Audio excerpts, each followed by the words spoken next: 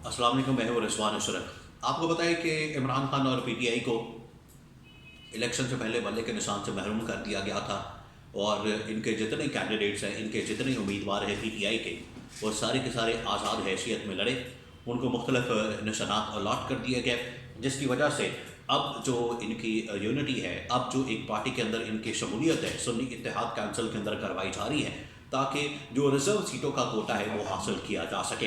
और इसके पीछे जो साजिश थी वो यही साजिश थी कि इमरान खान और पीटीआई अगर मेजॉरिटी हासिल करते हैं, मेजॉरिटी वोटों को लेते हैं, तो उसके बाद कम अज़ कम इनके पास मेजॉरिटी ना आ सके। एक तो ये, दूसरा ये कि ज़्यादा से ज़्यादा वोट ना ले सके, और ये दो बातें। तीसरा ये कि अगर ये ज़्यादा वोट हासिल कर लेते हैं तो फिर उसके बाद इनके आज़ाद कैंडिडेट्स को तोड़ा जा सके। चौथा ये कि अगर फिर भी आज़ाद कैंडिडेट किसी और पार्टी के साथ इत्तेहाद कर लेते हैं या अपनी पार्टी को दोबारा से बहाल करवा लेते हैं, तो इनके पास जो रिजर्व सीटों का कोटा है वो कम रहे और इनको 100 से नीचे महदूद करने की कोशिश की जाए। अब 100 से नीचे महदूद करने की कोशिश, उसके पीछे वजह क्या है, ये पिछले ब्लॉग के अंदर मैंने आपके साथ बड़ा तफसील के साथ शेयर किया था कि 100 से नीचे इमरान खान पीटीआई को रखने का मकसद जो है वो इस वजह से, ताकि जो पीडीएम पार्ट 2 बनी है उनके पास 2/3 मेजॉरिटी का नंबर है, वो किसी वक्त भी कोई भी तरमीम वो आसानी के साथ कर सके। अब पीटीआई की लीडरशिप की जानब से, इमरान खान की जानब से इंतहाई अहम तरीन पैगाम पार्टी लीडरशिप को कन्वे किया गया है, जिसके मुताबिक पीटीआई ने पूरे पाकिस्तान के अंदर दोबारा से इंट्रा पार्टी इलेक्शन करवाने का ऐलान कर दिया है। ये इंट्रा पार्टी इलेक्शन कैसे होंगे, कब होंगे, किस वक्त होंगे, उसके बाद इलेक्शन कमीशन ऑफ पाकिस्तान के अंदर कैसे पार्टी को बहाल किया जाएगा और बल्ले के निशान को बहाल किया जाएगा, ये इंतहाई अहम तरीन मालूमात है। और पार्टी लीडरशिप की तरफ से इंतहाई अहम तरीन इंफॉर्मेशन हासिल की है मैंने अपने ज़राए से, वो आपके साथ में शेयर करता हूँ। उससे पहले मैं एक दो खबरें हैं वो भी आपके साथ शेयर कर दूँ। उसमें एक दो खबरें ये है कि जो मियाँ असलम इकबाल है, जो कि पीटीआई के कैंडिडेट है पंजाब के अंदर वज़ीर आला पंजाब के लिए, उनके ख़िलाफ़ दोबारा से पंजाब पुलिस एक्टिव हो चुकी है और उनको पकड़ने के लिए, उनको गिरफ़्तार करने के लिए, उनको मुख्तलिफ़ केसेस के अंदर पकड़ने के लिए, गिरफ़्तार करने के लिए, अरेस्ट करने के लिए पुलिस एक्टिव हो चुकी है। और इवन के केपी के अंदर पहुंच गई। केपी के अंदर जो कि स्पीकर हाउस है, केपी हाउस है, वहाँ पर जो है वो पीटीआई ने और पीटीआई के उम्मीदवारों ने डेरा लगाया हुआ है, और जितने उम्मीदवार हैं वो सारे के सारे वहाँ पर जा रहे हैं, क्योंकि पेशावर हाई कोर्ट से उनको ज़मानत मिल जाती है। जिस तरह से उमर अयूब खान को पेशावर हाई कोर्ट से ज़मानत मिली, फैसल जावेद खान को पेशावर हाई कोर्ट से ज़मानत मिली, और इसके अलावा अली अमीन गन्नापुर को पेशावर हाई कोर्ट से ज़मानत मिली। तो पेशावर के अंदर जो है इन्होंने एक डेरा लगाया हुआ है। लेकिन दूसरी जानब पंजाब के अंदर एक नया महाज खोलने की तैयारी हो चुकी है। पंजाब के अंदर क्या हो रहा है, पंजाब के अंदर जो गवर्नर पंजाब हैं वलीउर रहमान, जो कि नून लीग के गवर्नर हैं, उनकी जानब से पंजाब में पंजाब असम्बली का इजलास तलब करने का फैसला कर लिया गया है। और कल जो है पंजाब असम्बली का इजलास बुला लिया गया है। और इस स्टेज पर, इस मौके पर देखिए, इसकी टाइमिंग बड़ी अहम है। टाइमिंग को आपने समझना है इस मौके पर कि जब अभी पीटीआई या पीटीआई के जितने उम्मीदवार हैं भी सही तरह से सुन्नी इत्तेहाद काउंसिल के अंदर पूरे के पूरे शामिल नहीं हुए, पहली बात। दूसरी बात यह कि उनको रिजर्व सीटों का पंजाब के अंदर कोटा नहीं दिया गया। तीसरी बात यह कि इनका नंबर कम होगा और नून लीग का नंबर ज़्यादा होगा। कल उन्होंने वहाँ पर पार्लियामानी पार्टी भी की, पार्टी का इजलास मुनक़िद किया, मरियम नवाज़ की ज़ेर सदारत वहाँ पर पार्लियामानी पार्टी का इजलास नून लीग का तलब किया गया, जहाँ पर मरियम नवाज़ ने पहली तकरीर की नामज़द होने के बाद, वज़ीर आला पंजाब नामज़द होने के बाद। तो वहाँ पर उन्होंने तकरीबन को 200 या 215 के करीब जो नंबर है वो शो किया अपनी पार्टी का।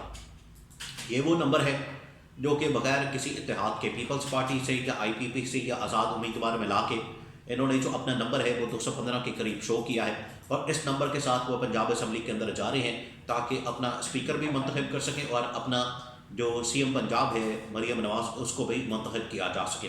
कल इनकी जानब से इजलास को तलब कर लिया गया है, लेकिन इसके अंदर भी जो डंडी मारी गई है वो ये कि पीटीआई के कैंडिडेट्स को ना तो अभी तक रिजर्व सीटों का कोटा मिला है, ना वो उनके नोटिफिकेशन निकले हैं, तो उनके ऊपर रुकावटें, मसाइल, और फिर उसके बाद जो सीएम का कैंडिडेट है पंजाब का मियाँ असलम इकबाल, उनके ऊपर भी क्रैकडाउन हो रहा है। तो ये साबित करता है कि नून लीग इसमें ज़ोर ज़बरदस्ती धौंस धांधली के साथ पंजाब की हुकूमत जो है वो लेना चाहती है, कब्ज़ा करना चाहती है और किसी तरह से बस कब्ज़ा करके बैठ गए। ये आज से नहीं हो रहा। देखिए, ये जो नून लीग कर रही है ये कोई नई बात नहीं है। ये हमेशा से जो शरीफ ख़ानदान है, नवाज शरीफ, वो हमेशा से 1985 से ये करते आ रहे हैं। छांगा मांगा की सियासत आपको पता ही होगा, पाकिस्तान की सियासत के अंदर बड़ा मशहूर है ये वाक़या छांगा मांगा का। फिर मरी के अंदर लोगों को बिठाया जाता था, वहाँ पर उनको रखा जाता था। तो इस तरह के बेशुमार वाक़यात है पाकिस्तान की तारीख में जहाँ पर ये लोग शरीफ ख़ानदान वाले MPs के साथ या हुकूमत के साथ साज़बाज़ करके या हुकूमती मशीनरी के साथ साज़बाज़ करके, रियासती मशीनरी के साथ साज़बाज़ करके अपनी हुकूमत बनाने की कोशिश करते हैं। तो इस मरतबा भी ऐसी कोशिश की जा रही है। पंजाब के अंदर पंजाब असम्बली का इजलास बुलाने के बाद कल जुमे वाले दिन इसका इजलास तलब कर लिया गया है। अब आ जाएं PTI के ऊपर। PTI जो कि बाकायदा तौर पर इस वक्त सुन्नी इत्तेहाद काउंसिल के अंदर शामिल हो चुकी है और सुन्नी इत्तेहाद काउंसिल के अंदर शामिल होने का मकसद ये था कि हमें जो रिजर्व सीटों का कोटा है वो वापस मिल सके।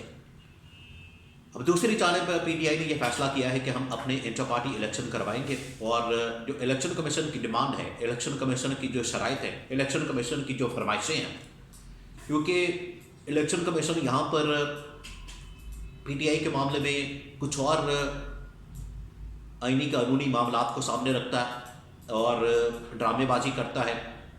बाकी पार्टियां जब सामने आती हैं, उनके इंतखाबात सामने आते हैं, तो PTI इलेक्शन कमीशन किसी और तरह से ट्रीट करता है।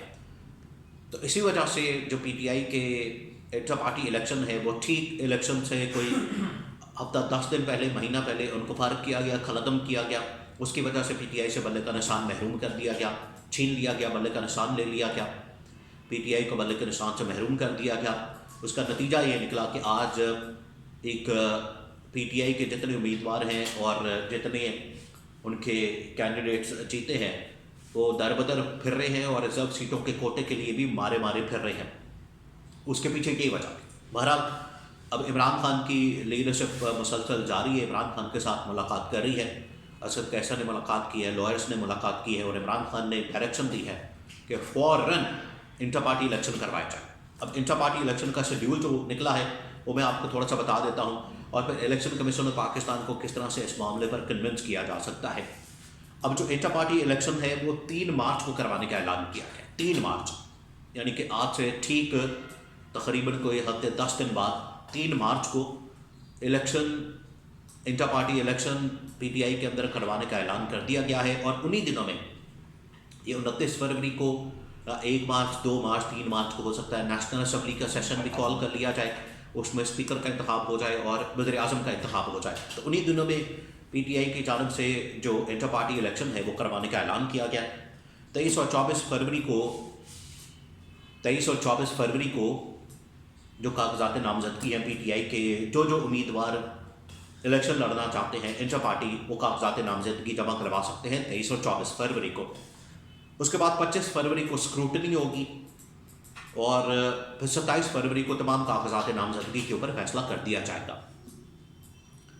और 3 मार्च को इलेक्शन, इंटर पार्टी इलेक्शन का इनेकाद किया जाएगा। अब ये जो इंटर पार्टी इलेक्शन का इनेकाद है ये इस्लामाबाद के सेंट्रल जो ऑफिस है PTI का, वहाँ पर किया जाएगा और इसके अलावा जितने PTI के सारे सूबाई ऑफिस हैं तमाम सूबों के अंदर, क्योंकि जो सबसे बड़ा एतराज़ लगाया गया था चीफ जस्टिस की जानब से भी जब ये केस सुना गया, इलेक्शन कमीशन ऑफ पाकिस्तान की जानब से भी, कि PTI ने जो अपने इंतखाबात हैं वो शहर के अंदर क्यों नहीं करवाए या अपने ऑफिस के अंदर क्यों नहीं करवाए, सेंट्रल ऑफिस के अंदर क्यों नहीं करवाए, बाकी तमाम सूबों के अंदर ये इंतखाबात क्यों नहीं हुए और आपने जाके पेशावर में और दूर एक पेशावर के गाँव में चमकनी में वहाँ पर इंतखाबात क्यों करवाए। तो PTI ने इसकी लॉजिक भी रखी। PTI ने कहा कि हमारे ऊपर क्रैकडाउन हो रहा है, हमारे ऊपर जो है वो इतनी भारी तादाद में पकड़ दकड़ हो रही है, तो इस वजह से हमने ये जो अपने इंतखाबात है अपने कारकुनों को, सपोर्टर्स को, वोटर्स को और अपने जो लीडरशिप है उनको बचाने के लिए, सिक्योर करने के लिए वहाँ पर हमने इंतखाबात मुंतकिल किए। तो बहरहाल अब क्योंकि थोड़े से हालात बेहतर हो रहे हैं तो PTI को इंटर पार्टी इलेक्शन करवाने की अगर इजाज़त मिल जाती है, जो कि चांसेस तो है मिल जाएगी, उसके बाद 3 मार्च को इंटर पार्टी इलेक्शन बाकायदा तौर पर करवा दिए जाएंगे। और ये जो इस वक्त फरमाइश है इलेक्शन कमीशन ऑफ पाकिस्तान की, उसके मुताबिक ये इंटर पार्टी इलेक्शन करवाए जाएंगे। जैसे ही इंटर पार्टी इलेक्शन मुकम्मल होने हैं तो फ़ौरन इसको फिर इलेक्शन कमीशन ऑफ पाकिस्तान के अंदर रजू किया जाना है, वहाँ पर यह पूरी रिपोर्ट जो है सबमिट की जानी है। उसके बाद कोई ऐसा जवाब नहीं बचेगा, कोई रीज़न नहीं बचेगी, कोई ऐसी चीज़ नहीं बचेगी कि इलेक्शन कमीशन ऑफ पाकिस्तान उसके बावजूद पीटीआई को बल्ले के निशान से महरूम रख सके या पीटीआई को बहाल ना कर सके, पीटीआई को रिस्टोर ना कर सके। इन इंतखाबात के बाद इलेक्शन कमीशन ऑफ पाकिस्तान के पास कोई ऐसा जवाब नहीं बचेगा। अगर फिर भी कोई मसला होता है तो फिर सुप्रीम कोर्ट ऑफ पाकिस्तान का ऑप्शन पीटीआई के पास मौजूद होगा।